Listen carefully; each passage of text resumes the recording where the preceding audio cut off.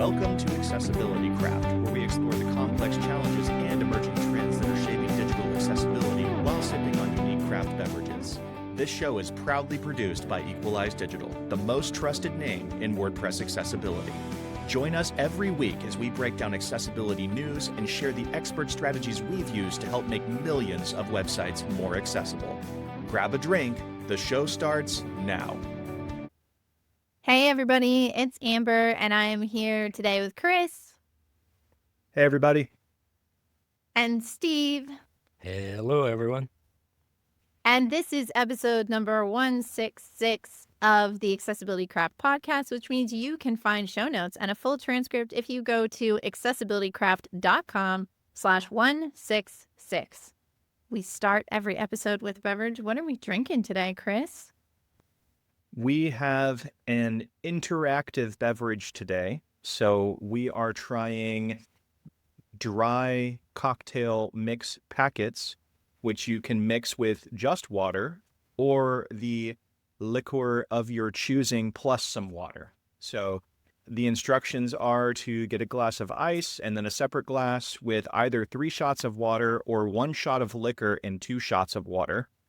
And you stir everything together in 1 glass and then you pour it over your ice cube. So I think we're all set up. So I've got my ice. You forgot to say you've got your ice in your WordPress highball glass. Yes. From WordCamp US in Philadelphia. The OG WordCamp US. I'm going to try to get this on camera. We'll see. So we're going to and try not to spill too much. Hard to pour out of shot glasses. So I'm going to have to clean my desk off after this. And then pack it. What flavor are you doing, Chris? I'm doing mojito. So that was a shot of rum. Shout out to our content specialist, Paula, for the rum, which she also gave us at a WordCamp US in DC. Wow, it really smells like mint. I've got the mojito mix in there, doing a bit of a stir. This is how you can tell we don't drink cocktails, because we don't have a shaker. Yep.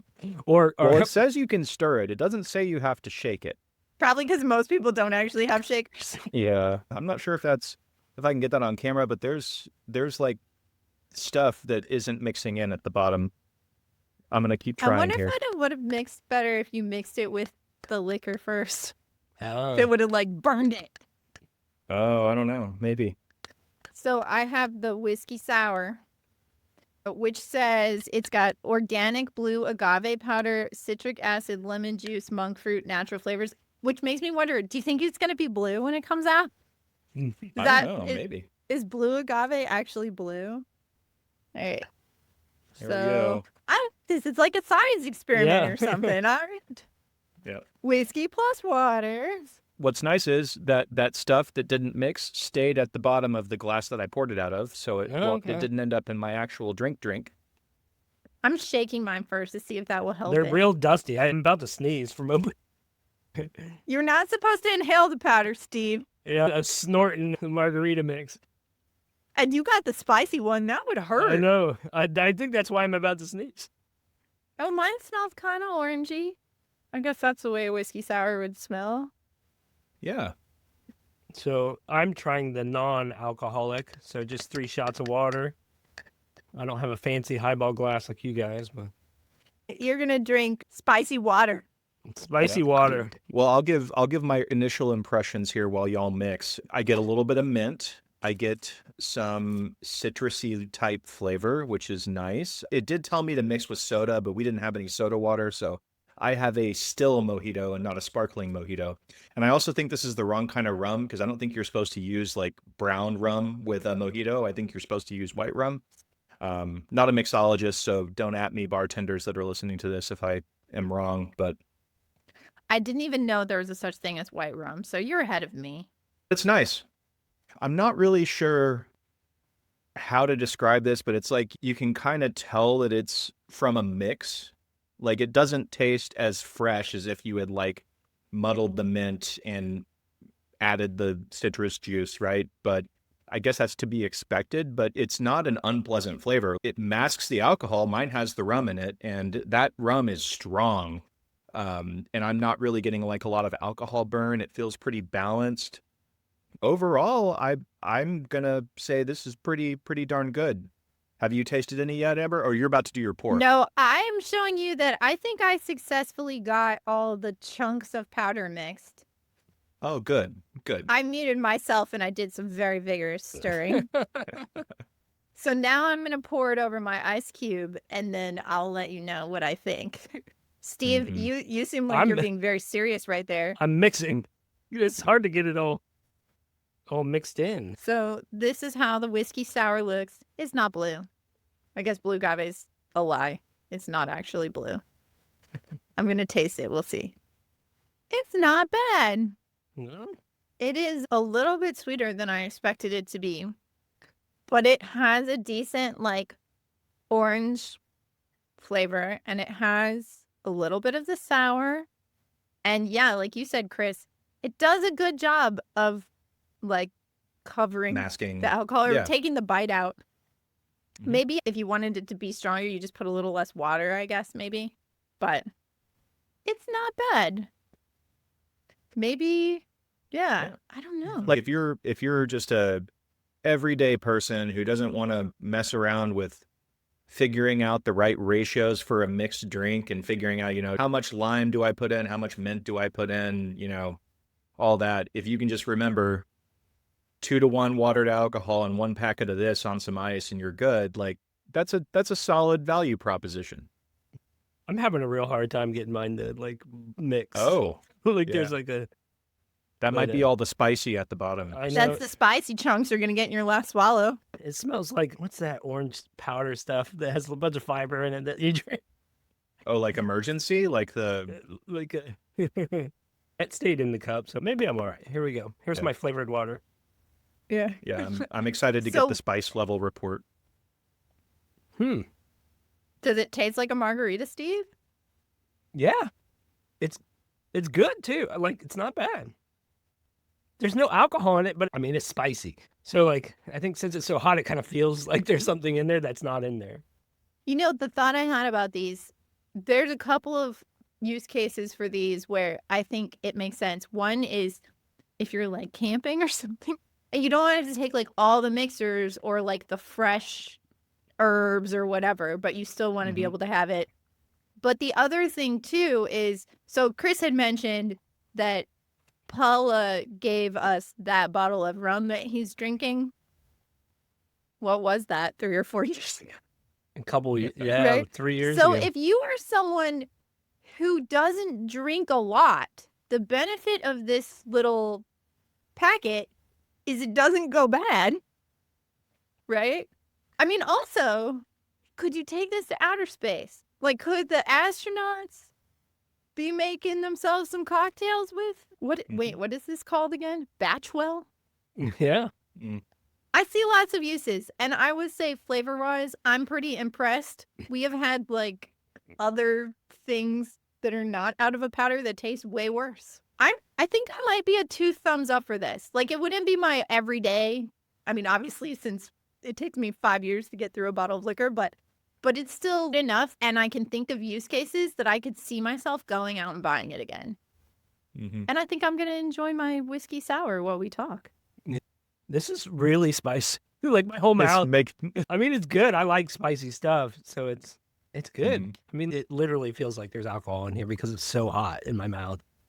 You need some enchiladas and Mexican rice to like balance it out. Yeah. Mm-hmm. It's good though.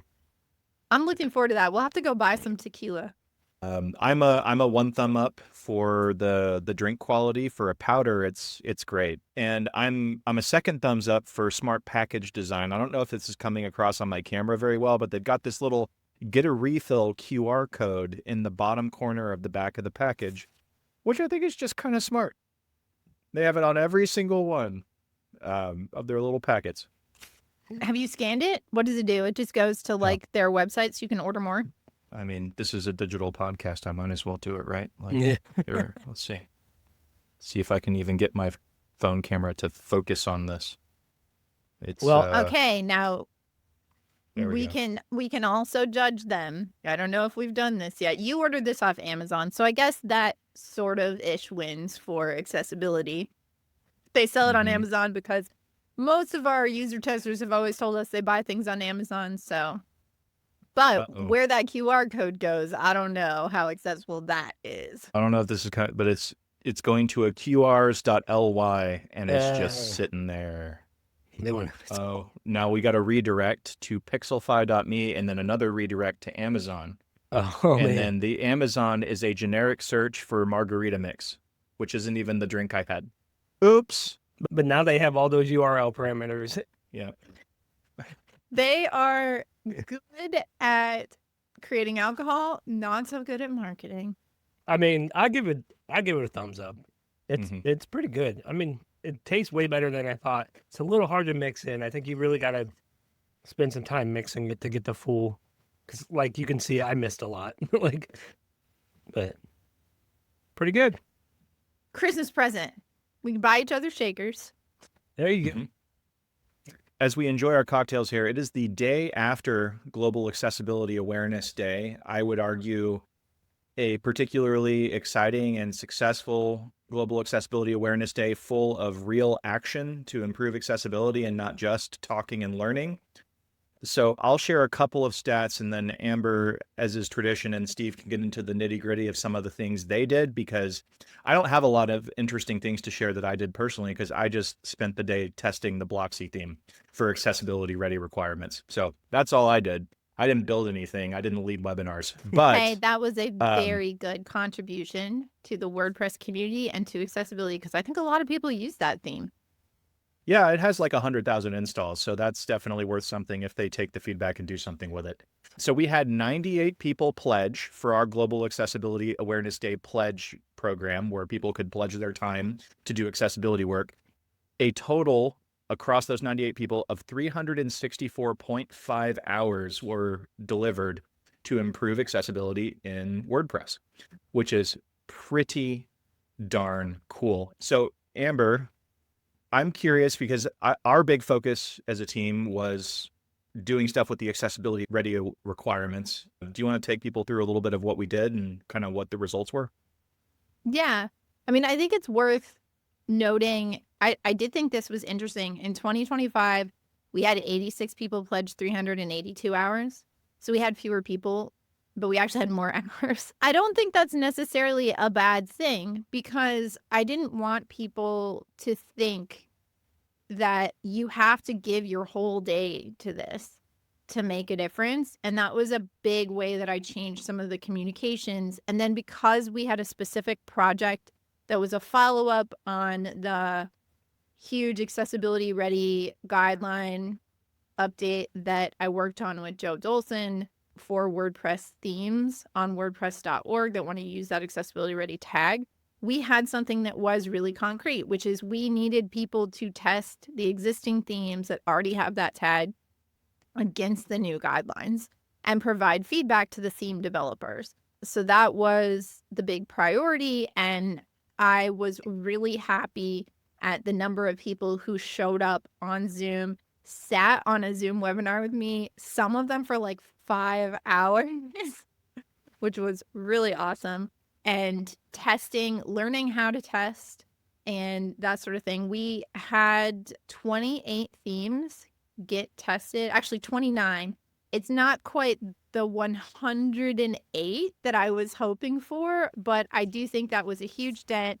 And I've already talked to Joe Dolson about making this a project at WordCamp Europe to help continue the work that we started yesterday. So that was my big effort, and I was really happy with that. What happened on the dev end of things, Steve? Yeah. So on my end of things, I worked on a few improvements inside of Gutenberg. One that had started a little bit before GAAD, but spent a lot of hours on, was adding a decorative checkbox to the Gutenberg image block. And that has since been improved. And I did some testing on the new breadcrumbs block that was available in WordPress 7 that came out 2 days ago.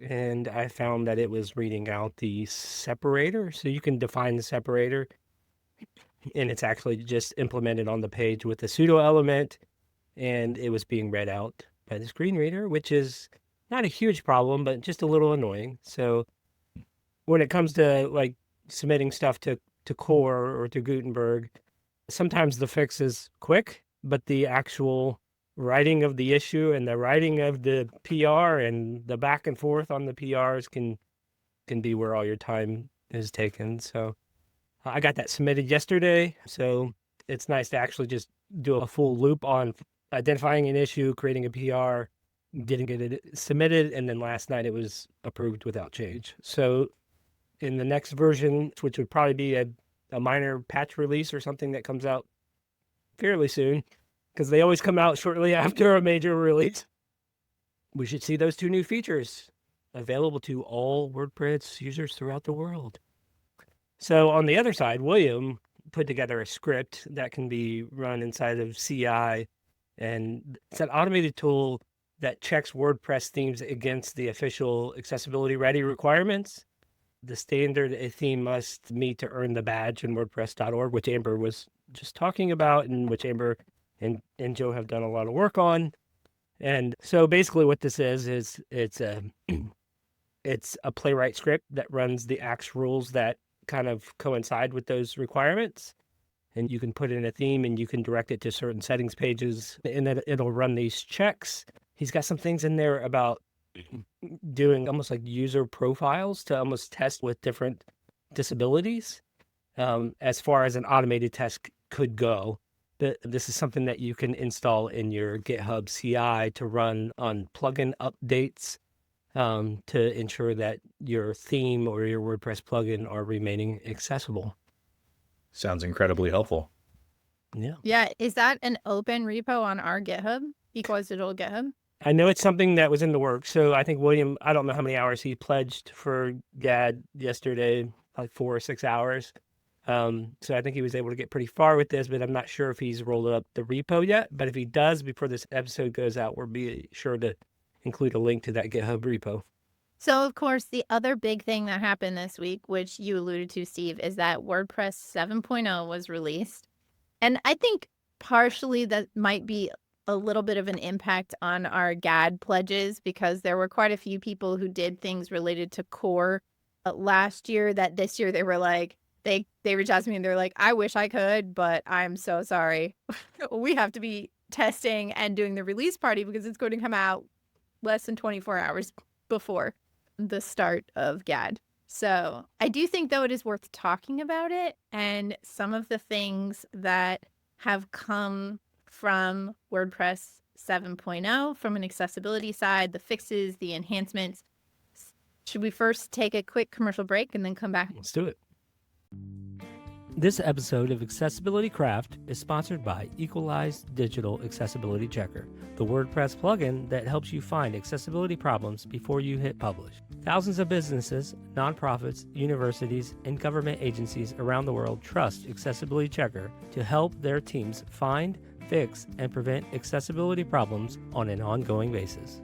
New to accessibility, Equalized Digital Accessibility Checker is here to teach you every step of the way. Whether you're a content creator or a developer, our detailed documentation guides you through fixing accessibility issues. Never lose track of accessibility again with real-time scans each time you save, powerful reports inside the WordPress dashboard, and a front-end view to help you track down hard-to-find issues. Scan unlimited posts and pages with Accessibility Checker free. Upgrade to Accessibility Checker Pro to scan your website in bulk, whether it has 10 pages or 10,000. Download Accessibility Checker today at equalizedigital.com/accessibility-checker. Use coupon code AccessibilityCraft to save 10% on any plan. Okay, so hot topic. The colors totally changed in WordPress 7.0. I feel like it wasn't as shocking to me because I've been watching you demo it, because you've been testing with it for a while, right, Steve? Yeah, several months, and WordPress 7 was delayed a little bit, so we had even more time with it before the release. So yeah, I got pretty familiar with the colors, but I would say maybe at first it was a little bit like, man, that's a bright blue. That's a really bright blue. The same blue that you see on a lot of WordPress.org I think it started there, and then there was this whole conversation that Matt Mullenweg said where they wanted to reskin the admin, and so it was like, oh, let's add this to core. But I have been watching the response on Twitter and in the admin bar Facebook group, which is super interesting because I think a lot of folks in there probably don't test release candidates. So they literally saw it for the first time or even knew that it was there after they hit that update button. And man, you're not allowed to quote people, but there was this one person who was super not into it in the admin bar. And he said, I'm all about accessibility, but I don't need this change. I don't need higher contrast. I don't think my clients do. Like, should we actually release it for everyone? Which I do think is interesting because that actually wasn't an accessibility, and hence it does have better color contrast, but I don't think that was why it was introduced. No. I think it was introduced for modernization or something, right? I think if you go into a lot of dashboards and many SaaSes, a lot of them are using a similar bright blue like that. And I think it just has a more modern, clean feel, especially on top of white. So, yeah, I saw a lot too yesterday come out, like people like the admin is a million times worse. It's just so like sensationalized, and it's not. Like, it's For the eyeballs and clicks, right? yeah. And it just Did they change anything other than the colors? Like, I was trying to figure that out because he said like it was the whole redesign, but then I'm like, all they did was change the colors. Did anything else about the admin UI change? didn't some of the table styles change as well? Like just minor enhancements to some of the table styles, I think, in certain places. I guess I missed that. Maybe I need Yeah, to look. It's very They minor. weren't very big changes. Yeah. Didn't notice them. Well, the thing that kind of caught me about the color contrast a little bit when I first, started testing with, I think, beta 1 or maybe even before that, was that not just that the colors were changed, but that where there were different colors, they were unified into one color. So like the little bubble that shows you like how many plugin updates you have, or if there's comments or things like that in the nav bar, used to be red, and now they've been normalized to be that same blue. So it's kind of a wash on the admin that it's just the dark gray and the light gray and the blue, and you kind of dropped out like the red color to show like that you have updates and stuff. So that was a little jarring to me at first, but I don't even know if jarring is the word. It caught my attention. I think it's an improvement, and I think it's okay to say it's an improvement. I know that us in the WordPress community, we don't like change. At the same time, we're saying we want WordPress to be modernized and we want it to change. We want it to catch up and be like React or be, more AI forward. And then we make a color change and the whole community is like, it kind of like, really, guys? Yeah. And that actually segues perfectly into another comment that I'll read, which was someone saying that if the community complains about this, i.e. the color change, then I firmly believe this contributes to the problem as to why WordPress is so lacking and outdated overall. So if we can't even embrace a modernization of a default color scheme, how are we going to evolve and keep up with these other emerging platforms, right? To your point, Steve. Yeah. I mean, that's a perfect way to put it. And I will say this too, like with the click of a button, you can just set it back to the color theme it was before. Yeah. And yeah, so if you like your WordPress equivalent of Windows 95 teal, go back to it. Like, it's okay. It's okay. You can live in the past if you want to live in the past. I mean, I did see Zach Pyle posted a little function that he wrote that finds all users on a site and resets it for them because he's like, I don't want to have to explain to my clients why their colors are different. So I don't know. I guess that makes sense.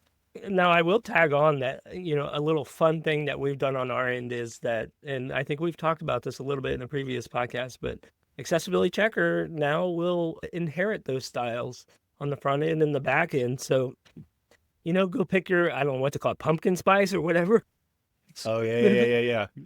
And this was the great color contrast plugin debate episode from a few months ago. Yeah. So if the pumpkin spice schema is your favorite, then Accessibility Checker will come along with you. And Accessibility Checker now in pumpkin spice flavor for your enjoyment. Wrong time of year. Wrong time of year. Yeah. Although I will say, we were on a kickoff call with the client earlier this week, and we had her share her screen so we could see something about her WordPress.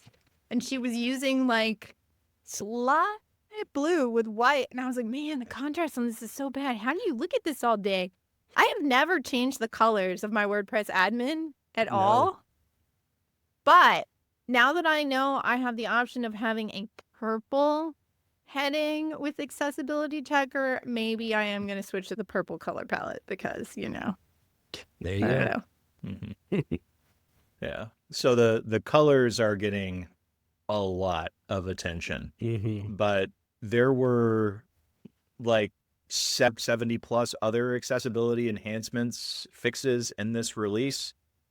Some were related to color, but others weren't. And Amber, you did some work before this recording identifying a few to call out. Do you want to lead us in a couple? Because I think you even have some tickets that you raised for this. Yeah, I got my props for my contribution to 7.0. I'm doing a little dance for anybody who can't see me.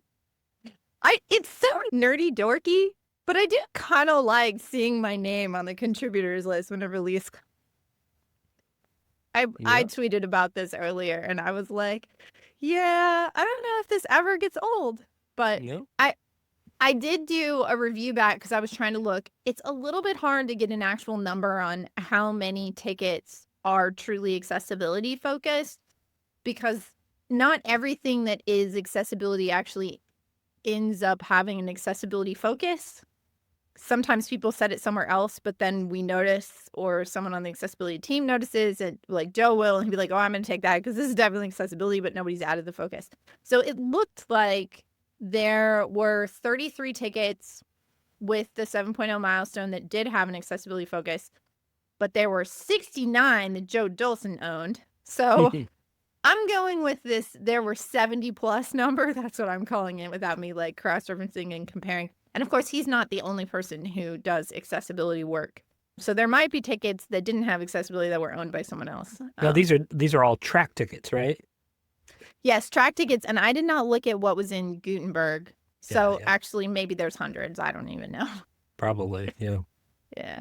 We can post links to this in the show notes if anyone wants to check it out. But my two tickets that I opened were the taxonomy MetaBox tabs were not programmatically identified as tabs. So that was one that I had opened 8 months ago, and it got closed 3 months ago, but it had been milestone for 7.0, which is a really interesting thing about how WordPress releases work. Sometimes things make it into a point release, and sometimes they just say, nope, this is going to go in the next major version. So there's a fix that was available, but not available. Could I ask you a question about that one, Amber? Mhm. The tabs not being programmatically identified, did that mean that people couldn't get through them with their keyboard, or were they just not being read out properly on a screen reader, or kind of what was the user-facing enhancement that came out of that one? Yeah, so basically, if you can visualize this meta box, for example, the categories meta box, there's a tab by default that says all categories, and then you could tab to a view that's like most used or something like that. And they would technically be able to switch them because there were links. Basically, it was an unordered list of 2 items with links in them, which of course is not correct because a link goes somewhere. It doesn't toggle visibility of something. But they could have been used, although people wouldn't really know necessarily which one is currently being shown. They'd have to intuit. They'd have to figure out if it worked when they selected one, because there is no like ARIA selected or anything telling them that, oh, yeah, your tab has been selected now when it wasn't previously. So that, it definitely made it a lot more workable for screen reader users. Mm-hmm. And for like arrow keys was added as well, right? Yep. So it has better keyboard navigation as well. Yep. No. Very cool. And then your And other my one. other one was also related to tab keyboard interaction, Although tabs in a very different context, which is inside of the media modals, when you open that, there are actually tab panels, which people might not totally realize are tab panels. But when you're able to choose like upload or select or like the galleries, different views that are in that media modal that opens, those are tabs. And previously there was a tab stop on like the whole container, so that you would tab from the control where you select the tab you want to see, and then it would go to the container instead of the first focusable element. So my ticket, which was opened around the same time, 8 months ago, was initially like, we should probably assess whether this is actually the right behavior, because in NVDA in particular, a tab stop on a container can be incredibly verbose. It basically reads everything in the container, which if you can imagine the media library, going to the tab panel that shows all the tiles of all of the images, right? Like it just reads and reads and reads and reads, and it's really overwhelming. And because there's not a lot of content before the first focusable element on any of those, like it's usually an input or it's like a filter drop down, so you could filter what images you're seeing, we determined that it was better to remove that tab stop. So it is interesting. Like you can open tickets where you're like, this is actually a problem, or you can also open tickets where you're like, I think this might be a problem. Can we talk about it? And that's kind of the difference between those two different tickets that I had opened. Yeah, and these are the kind of PRs I like, right? Like that are just like, this is literally just remove tab index. Like that's all you had to do. It's like 2 lines, Really easy fix. 2-3 lines of code, and I love clean little beautiful fixes like this. Yeah, so full disclosure, before we started recording, I was trying to go through and pick a couple of these that I might be able to talk about and highlight. And one of the ones I picked, because it jumped out at me, was a 13-year-old ticket. And boy, the second I started reading, I was like, why did I pick this one? But it's the review usage of target equals blank in the admin. I started reading this and it's just like discussion, bleeding into discussion about, hey, this discussion's getting too long. We need to split this off into other tickets so we can discuss the discussion more. And the discussion kept on evolving until it eventually got closed in this ticket, and I think branched off into some other enhancements for future releases. But the other one was a simpler one, thankfully for my brain power, which was a WordPress core's password reset now pre-populates the username to meet the WCAG 2.2 requirement. So if you're not familiar with that requirement, I don't know the exact criterion number, but there's a new requirement in WCAG 2.2 where basically if the website already should know some of your information and you're filling out a form, it should pre-populate those fields with the information it knows about you to not waste your time. And this is particularly helpful for users who have to spend a long time interacting with forms because of how they type or how they enter information. Maybe it's cognitive, maybe they're using a sip and puff device, so it takes a while to type, whatever it is. This is to help them. So it was cool to see that requirement added as well. I was just going to say, on the note on the like 13-year-old tickets, Yeah. I do think this is definitely an issue, right, with WordPress. And there was a whole conversation, it's not too long. I mean, I don't know if it was a conversation, but Matt Mullenweg was like saying stuff about that in Make WordPress Slack, and about how, you know, there are like hundreds and hundreds of tickets. Why do we have this many? Why are they that old? And then I did see someone suggest maybe we should have AI like go and assess some of these really old tickets, but then they were like, we don't want to pay for the credit. But it does get hard when you have a ticket that has, I mean, like that one, it was open, it kind of sat. Then it seemed like there was a big amount of discussion 10 years ago, and there was some action on some items, but it wasn't enough to close the ticket, right? And then it sat again. So you have to go back and be like, wow, I'm reading this, and some of the people aren't even around contributing to the project anymore. I would say it's definitely a challenge, and I don't envy the devs who have to work with tickets like that. Well, so this one is very interesting to me on many levels too. First off, the criterion around submitting tickets to Tract maybe is more strict now on what it requires when you put a ticket in, because the description of this ticket is very vague and very far reaching, right? I mean, it basically starts out and says some links in the settings page open in the same window, which sometimes can be awful. Okay. Like it's awful. Not even a why, like not explaining that, Yeah, well, yeah, you might lose your progress if you yeah. haven't saved. Yeah, so I mean, there's no examples given there. I mean, it just blankly says general discussion permalinks, things like that. Like there should be specific examples. These should be broken out into smaller tickets. Catch-all tickets really become a huge issue in programming, and if you want to clear out the backlog, in our system, we actually set a time limit. So if you have a ticket that's been open for a year, it's actually going to get closed. Um, I get an email in my inbox from Linear that says, "Hey, this ticket is expired. It's going to be closed. I can reopen it if I want." But a lot of times, Wait a minute. yeah, Hold on. yeah. Moment of truth on the Accessibility Craft podcast. Are my tickets being closed? Now, it probably would have told me too. Would I get an email if my tickets were being closed? Well, if you look at Accessibility Checker, there's not that many open tickets right now because I mean, there's a good deal made this year, but there's not a lot of old ones. So Because you guys are awesome. we try to triage and clean the issue list as much as we can. With a small team, we can always do better. But what should happen is those tickets should be really individual instances should be broken into separate tickets. Why did the back and forth is so contentious? Because this seems like an easy fix, right? And At some point, Joe said maybe we shouldn't have them open in a new tab. And instead, what we should do is have like the heartbeat be aware if the page has been saved and instead pop up right like a browser alert, yeah, you yeah. know? So Are I you do sure? think it is interesting. There's different ways to approach this kind of thing. You don't have to default to, if you're in the middle of a form type process, all links open in a new tab. Maybe Right. instead it's note that they haven't saved and alert them and say, are you sure?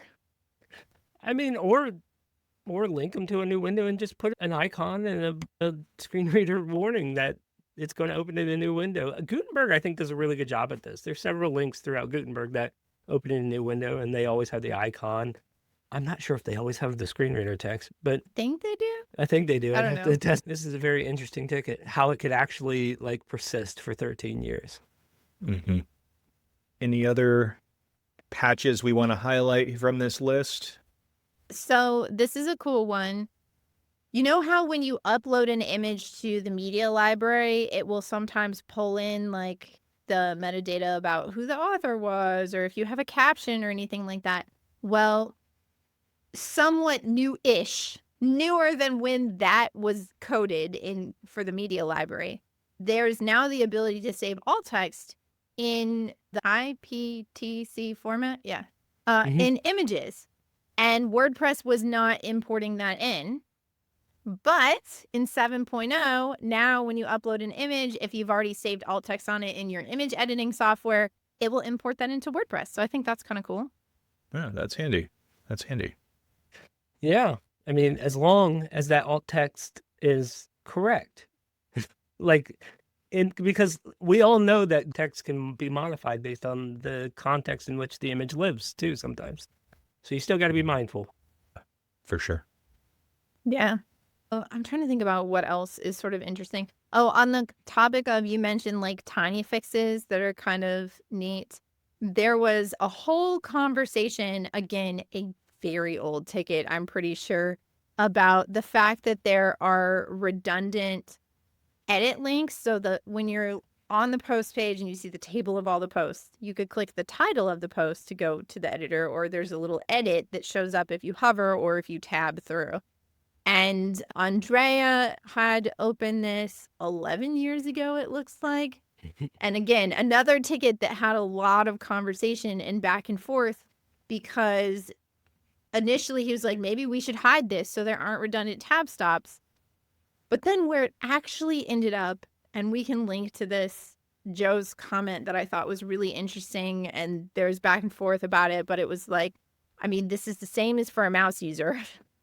They'd have the same pause because they'd have to go to the title, hover, and then go click the edit link. But what they ended up doing was these links used to have different ARIA labels that made it clear that they went to the edit page, but that was different text than what was visible. And after all the discussion, it was determined that, hey, no, it would actually be better for the text of the link to just be the visible text. Mm-hmm. And adding this extra ARIA label, it's odd, and it could also cause problems because, for example, on the post title, just because default WordPress is to send that to the editor, that doesn't mean that some theme or plugin developer hasn't said, actually, I want this to go to the view on the front end, right? And then if you do that, the ARIA label that WordPress is adding is explicitly wrong. So that was, again, the fix was, let's delete something that we thought was a good idea from an accessibility standpoint, but actually realized later on, nope, this was trying too hard. Let's go back to basics. Yep. Sometimes the best ARIA is no ARIA. So we added a feature to the image block that allows you to mark it as decorative. So before, when you would add the image block, it would instruct you to like leave it blank if it's a decorative image. And where this is fine and it will make it decorative, where it's not fine is we don't explicitly know whether or not the user intended for that image to be decorative or not. And now with the checkbox that you can actually check, you're explicitly saying this is decorative, treat it as decorative. Whereas before, they could have just forgot to add alt text and then the screen reader just doesn't see it. And what this does is it allows us to add a role to it. And we had some interesting conversation too about whether we had typically thought that role presentation was the way to go to mark images as decorative, but Joe Dawson kind of suggested that we go with role none because they essentially mean the same thing. But it's shorter. But it's Which shorter. That was hilarious. I was like, it's the same. And he's like, yeah, but that one's shorter. So let's just do that. Right. So why do this, right? Besides, people being able to explicitly say that it's a decorative image too. But what it does is it allows, scanners such as the accessibility checker to actually know that you meant this 100% to be a decorative image. It helps with machine learning, if you're using AI to scan the page. And a big thing with 7.0 was adding in the AI connector to be able to use AI inside of WordPress.